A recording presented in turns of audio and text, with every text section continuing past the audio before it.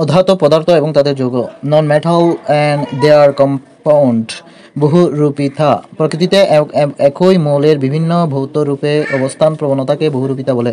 Carbon, phosphorus, silicon, sulphur, germanium, রুবন, tin ইত্যাদি মৌল বহুরূপিতা প্রদর্শন করে। মৌল এবং বহুরূপিতা যেমন টিনের মধ্যে বহুরূপিতা হলো ধূসর টিন, সাদা টিন এবং রম্বিক টিন। কার্বনের বহুরূপিতার মধ্যে আছে দানাদার রূপভেদে হলো গ্রাফাইট ও হীরক। অদানাদার রূপভেদে হলো কোক, কার্বন, চারকোল, কয়লা ও কার্বন ব্ল্যাক। ফসফরাসের মধ্যে রয়েছে শ্বেত ফসফরাস এবং লোহিত ফসফরাস। সালফারের মধ্যে রয়েছে দানাদার সালফার ও দানাদার সালফার, তরল সালফার। কার্বনের বহুমুখী ব্যবহার। কার্বন অধাতু এবং বিজারক।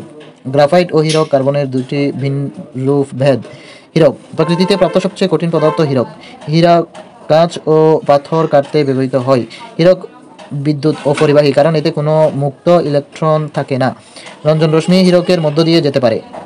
পূর্ণ অভ্যন্তরীণ প্রতিফলনের জন্য হীরক উজ্জ্বল দেখায়।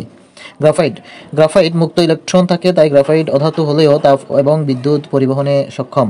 বৈদ্যুতিক চুল্লি, লেন্স সেল ও ড্রাই সেলে ইলেকট্রোড রূপে ব্যবহৃত হয় গ্রাফাইট। বিভিন্ন গ্রেডের উড পেন্সিলের শীষ হিসেবে গ্রাফাইট ব্যবহৃত হয়। সোডিয়াম ধাতু নিষ্কাশনে গ্রাফাইট অ্যানোড হিসেবে ব্যবহৃত হয়। আণবিক চুল্লিতে মডারেটর হিসেবে ব্যবহৃত হয়।